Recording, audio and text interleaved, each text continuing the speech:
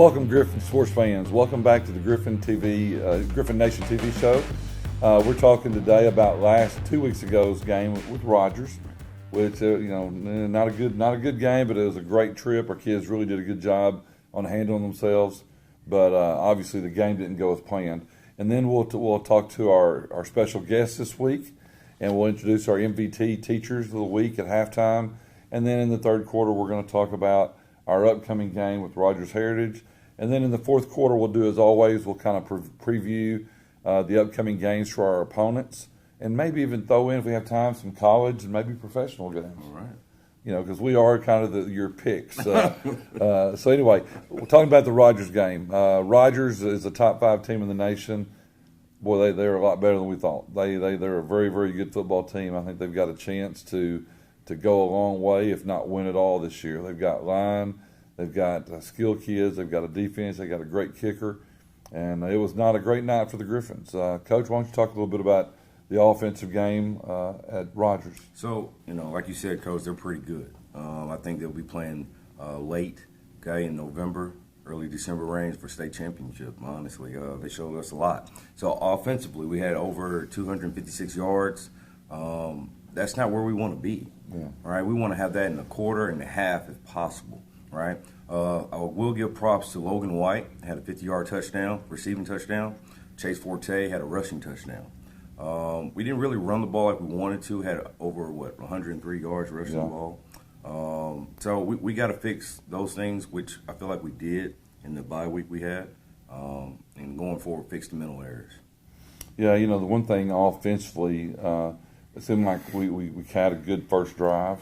I went down there and answered a touchdown, so it's 7-6. And then we had an onside kick on us, which hurt us. So the next time we got the ball back, it was 21-6. Yes, yeah. And first play, we hit a 50-yard pass. I mean, right out of the gate, we're back, moving the ball, fixed to go score. We had a crucial turnover. That's right. And the crucial turnover ended up being a pick six, and now we lost the momentum a little bit. Now it's 28-6. We get the ball back. We score. Score on the first or second play. So you're still right in it, but we just could never get over the hump. Like you said, rushing the football. Our line did a good job initially blocking, but they didn't stay with their blocks. We got to fix that. And then our backs. We're not a 2 or 3 cut team. We've got to be a 1 cut team. If it's not there, stick it and go and get what we can. So we're going to fix those things. We're going to get better. Coach, let's talk a little bit about the defensive play at Rogers. Defense? Gave up 63 points. Well, not really. 49. Well, 49, we gave up 14 there. Technicality, but there were some bright spots. The thing is, the very first drive, like you said, for them even was what we expected. I mean, it was a longer drive, about 11 plays. They just kind of nitpicked down the field, they picked on our alignment a little bit. We had some guys that just were aligned too far outside, not where they're supposed to be. Bright lights got us.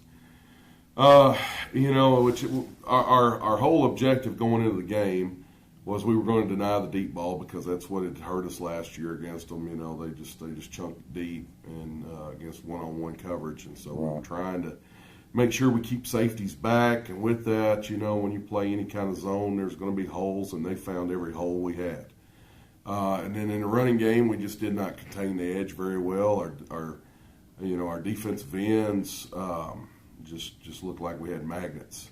I mean, and that's a credit to their tackles. Their tackles are really, really good. And, in hindsight, I would have played a little different scheme, than what we did. So that's on me. But I thought we did do some things that were good. Damon Sally, sophomore, went out there and played really well. Now, of course, he led us in missed tackles, but he was around the ball a lot, and then so that's a bright spot with him. We know that in the future he'll be a good player for us. Daryl Moore, Jalen Waits, both led us in tackles. Both had about 10 apiece.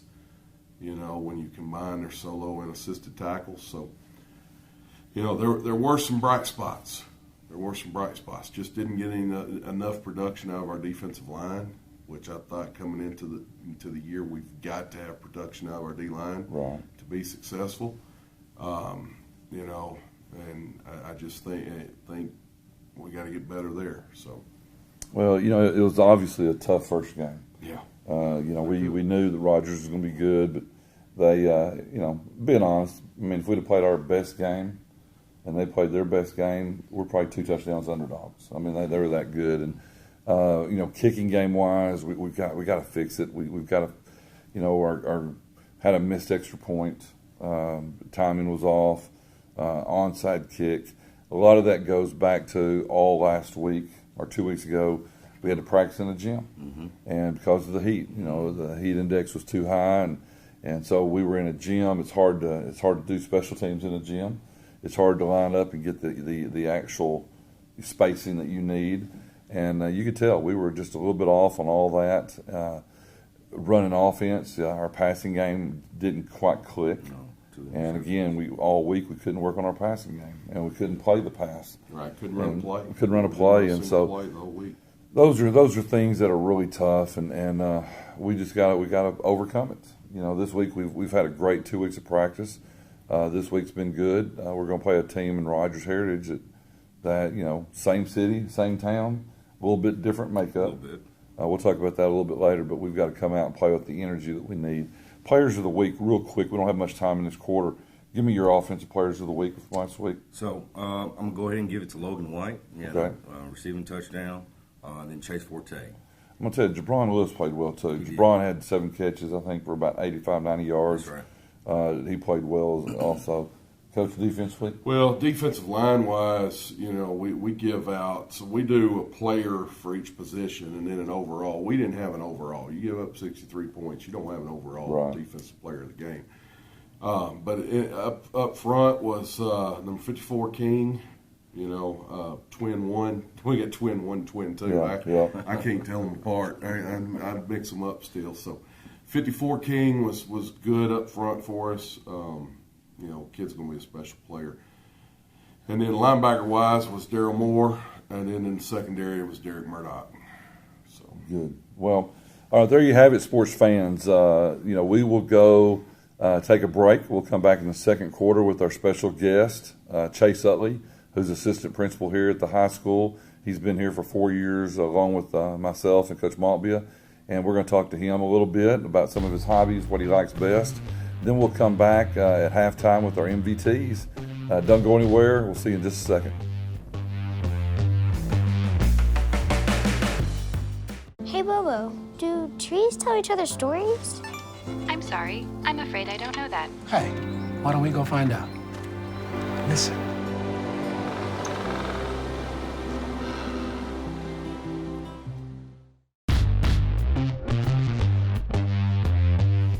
Welcome back, sports fans, to the second quarter of the Gryphon Nation TV show.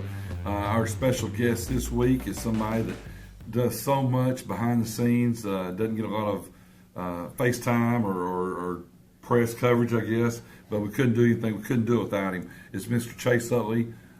Chase, or Mr. Utley, please tell us kind of what you do here at Southwest. What's your position title?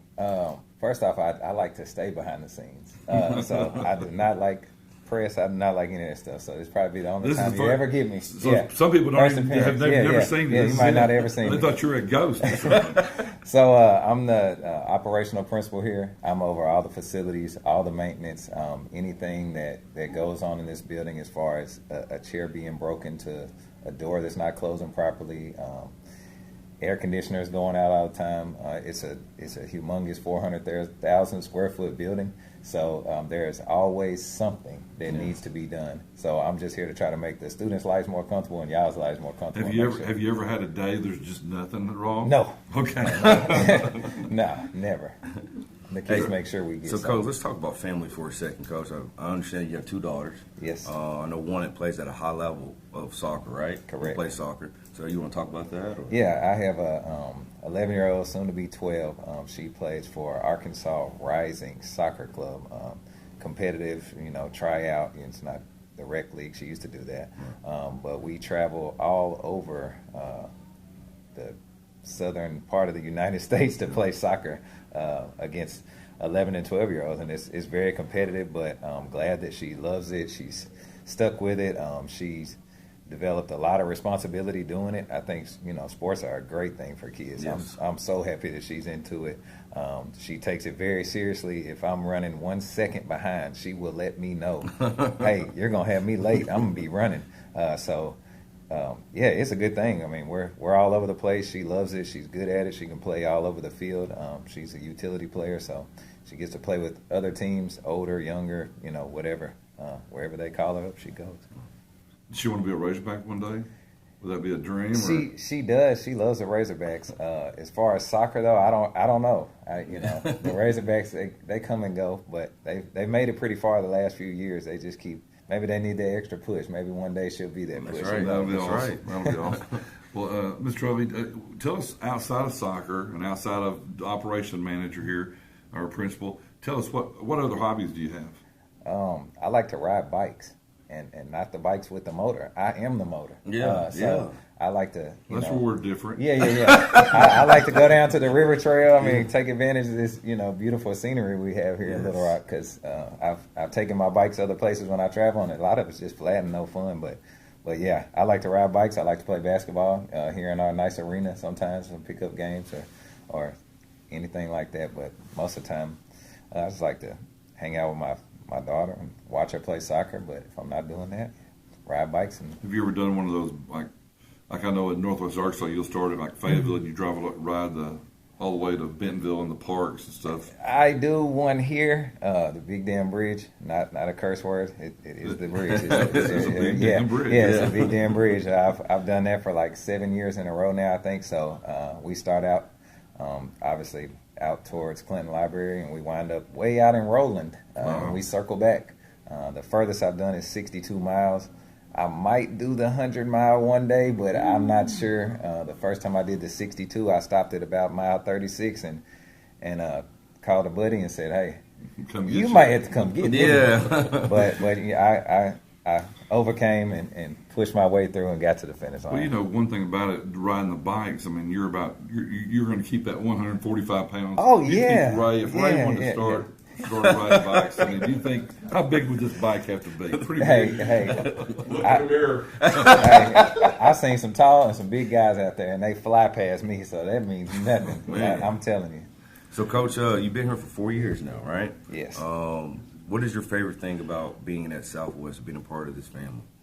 Just the culture, actually. A lot of people, we get a negative rap, but y'all are here every day. We have some really good kids, some really good teachers, world-class facilities. I would say probably some of the best facilities in the country right now. Yeah.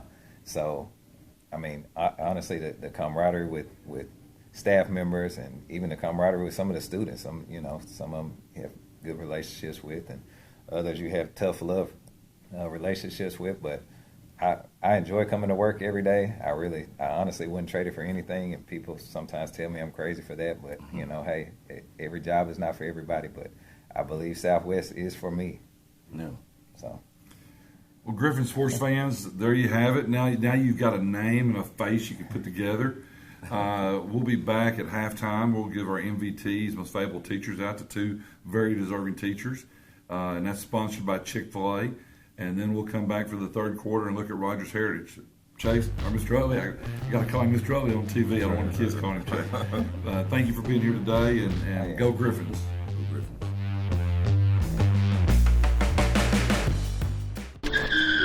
If I could go back and change it all, I would.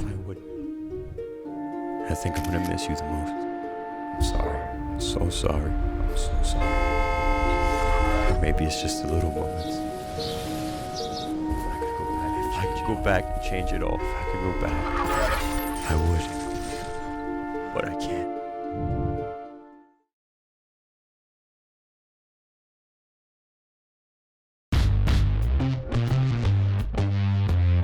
Congratulations, you have been selected as the Teacher of the Week from the Gryphon Nation Football Show. Well, thank you. Oh, thank you. But wait, there's more. Chick-fil-A. Oh, Oh, thank you. Oh, wow. Okay. Oh, thank you. I appreciate it. Go Griffins. No. Congratulations. You have been selected as the Teacher of the Week. Thank you. Go Griffins. But wait, there's more. Thank you. Thank you. Thank you. Go Griffins. This is hilarious. Welcome back, Gryphon fans, to the third quarter. Hope you had a good halftime. Hope you got some popcorn and a drink. Ready to start this third quarter off. This week we're talking about the Rogers Heritage War Eagles. They are 1-1 on the season. Opening week they beat a Siloam Springs team at Siloam. That was a very impressive win. Last week they traveled up to Kansas to play Lewisburg, and it wasn't a good trip for the Heritage War Eagles. Lewisburg put it on pretty good, but I'm telling you, Lewisburg is a really good football team. Really good, well coached, and you can tell them they've got a lot of seniors. Rogers, they were 3-7 last year, missed the playoffs. We ended up playing them last year, beating them 30-29 in a really great game.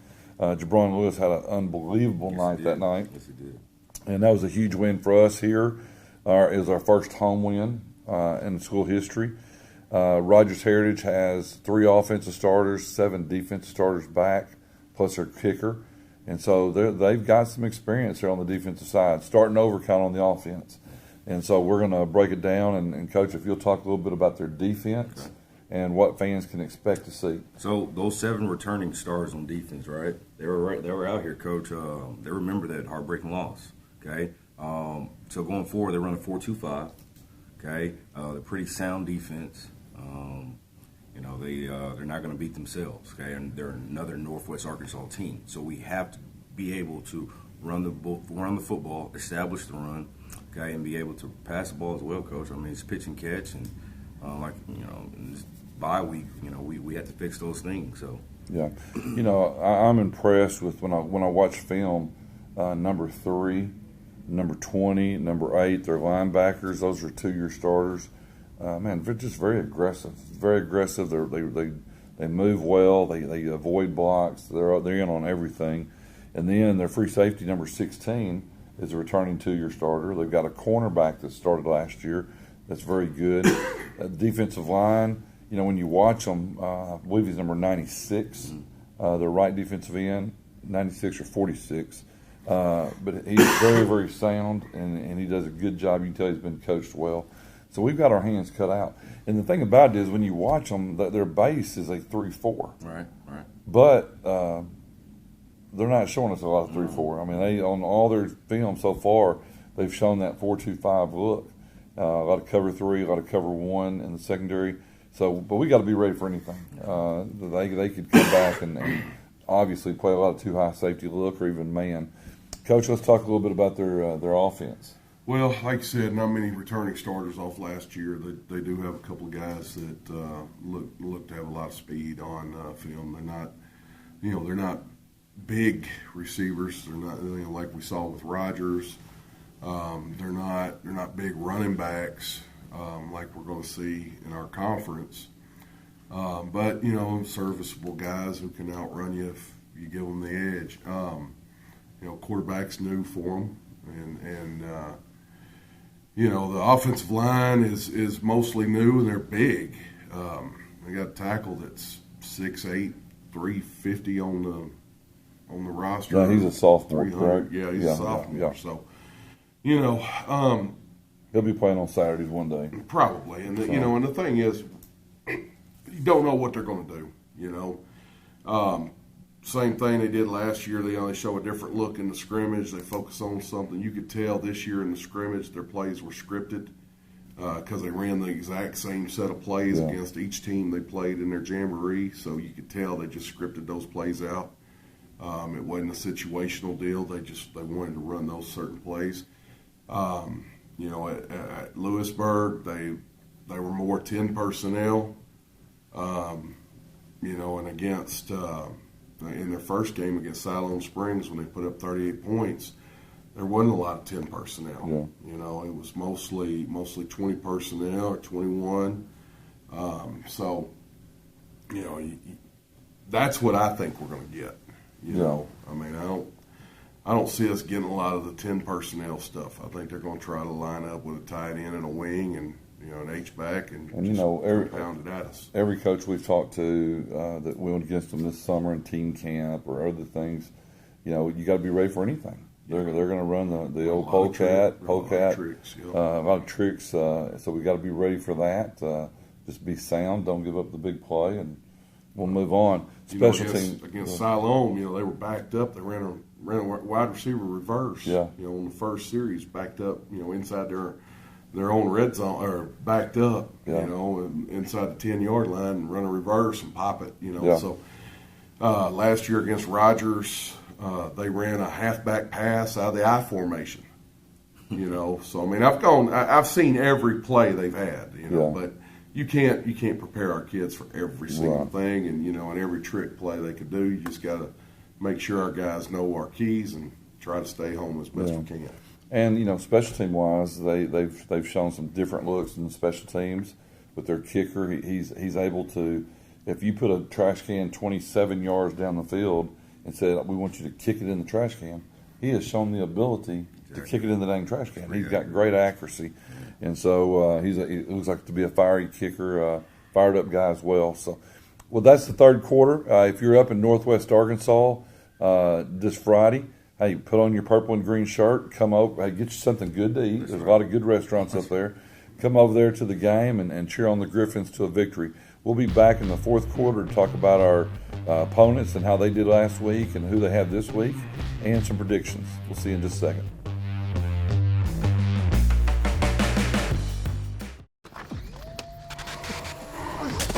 Multiple studies have shown that marijuana can slow both driver reaction and response time, which can be really dangerous. He's here. He's here. Wait. What? I can't drive. Why? I'm high. Oh.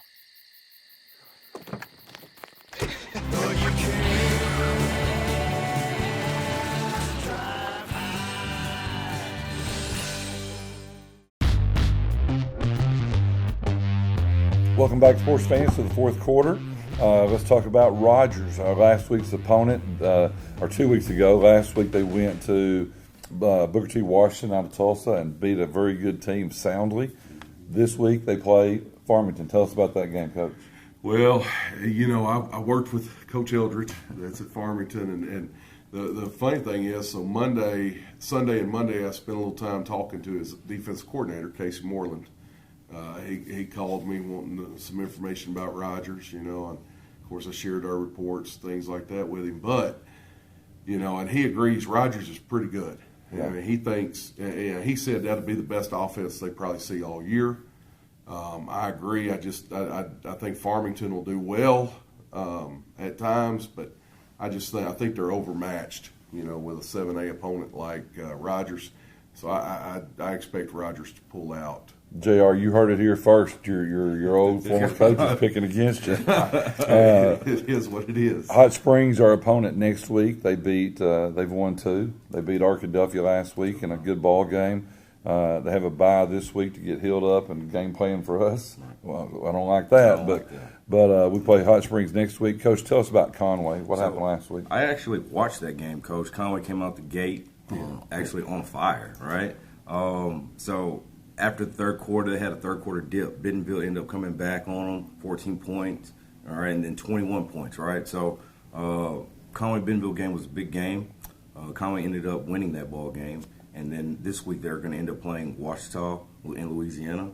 I believe that they're a top 5 team in Louisiana. That's another big game back-to-back. They had to come back last year to beat them. That's right. They were behind that game. Yeah, so. You know, and guys, this is Gryphon football on his shirt. But I'm telling you, if you look underneath, there may be a little Wampus kitten in there somewhere. I don't know. Yeah, he's got 2 legs to fight with all his might. 4 to run at the speed of light. Go Cats. We play our next game. We play the next team on our schedule is Cabot.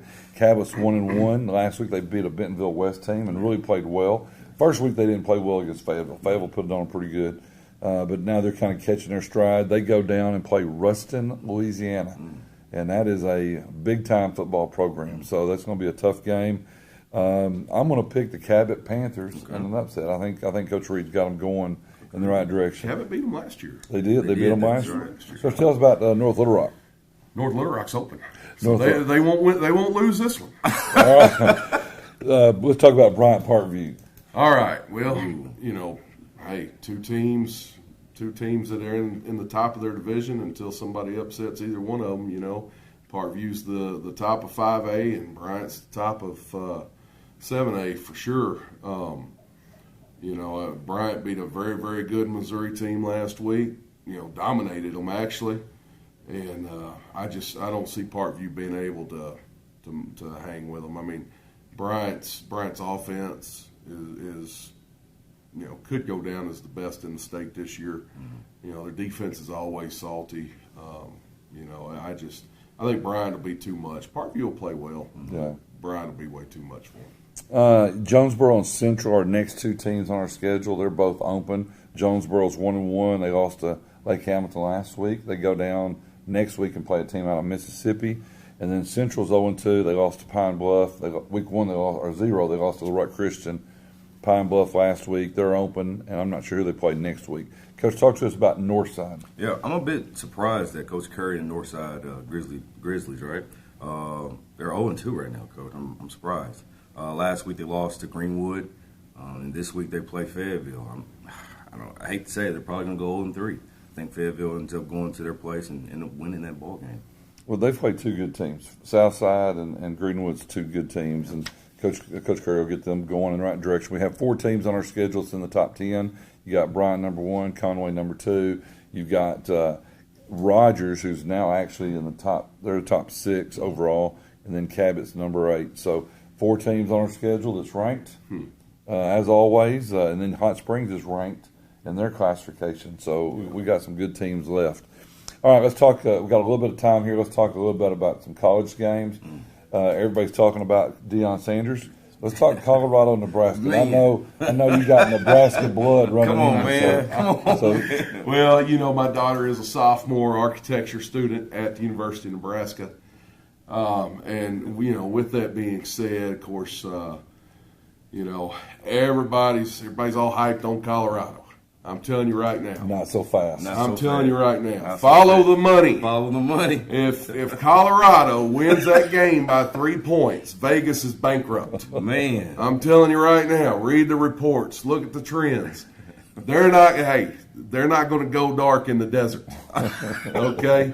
Colorado, if they win, it's going to be by 1 or 2 or 3. It's going to be a push. They ain't going to cover that 3 points. And, folks, we're just having fun. This is not a gambling show, I promise you. But go Big Red. Yeah, go Big Red. Coach, let's talk about the game tonight. You got Detroit and Kansas City. Yeah, so Detroit offense, Coach, Dan Campbell, right? Mm-hmm. He's gotten that program program going last 2 years. Kansas City, of course, one of the greatest coaches of all time, Andy Reid. Got Patrick Mahomes. I don't know about Travis Kelce this week. Hyperextended his knee. I think that money says go with Kansas City. They're the favorites right now for the Super Bowl. Again, we're not a gambling show. We're not. Detroit, give the ball to Jahmyr Gibbs. That's right. Jahmyr Gibbs, that's right. Well, I tell you what, the NFL is so hard. I mean, you go through a month-long training camp. Injuries play a big part early in the season. That's right. So there's no telling. But I do like Detroit, man. Detroit, Coach Campbell, I think he's got them going in the right direction. Kansas City will definitely be there in the end. And, when you got a quarterback like Mahomes, who's good. Last game we'll talk briefly about is Tulane and Bama and Texas. Oh, I'm sorry, Bama and Texas. The future big SEC matchup. Bama and Texas. What do you like, Coach? Briefly. Let me tell you. So Bama had to come from behind last year. A Bryce Young scramble on a 3rd and long play to set up a field goal to win the ball game 20-19. There's been a lot of talk in between. You got all the intrigue of former Saban assistant, all this. Saban is 28-2 against his former assistants. He's going to go to 29-3. I mean, no, 29-2. Sorry, not 20. So I don't even think the game's going to be close. Oh, man. I don't think it's going to be close. Don't say it. Don't say it. I think the Tide's going to roll, baby. Roll Tide, roll. Let me just say this: there is nobody that's a bigger Alabama fan than him. Nobody. If Alabama was playing the Hall of Fame All Stars in their prime, Bama would still win. The last game we were going to talk about was Ole Miss and Tulane. Tulane was the darlings last year of the media. Came out of nowhere, kind of Cinderella. This is 23, not 22. I think Ole Miss. Ole Miss beats them. And I think they're going to get rolling for the SEC. So Yeah, I've got a daughter at Ole Miss. Ray's got a daughter at Hey, State School. hotty toddy. Gosh almighty. Who the hell are we? All right, guys. Hey, that's the show for this week. Hey, if you're up in Northwest Arkansas, come out and watch us play at Rogers Heritage. And then we'll be back next week to preview the Hot Springs Trojans game, which will be our first home game of the year. Hey, having said that, go Griffins. We'll see you next week. It's a great day to be a Gryphon.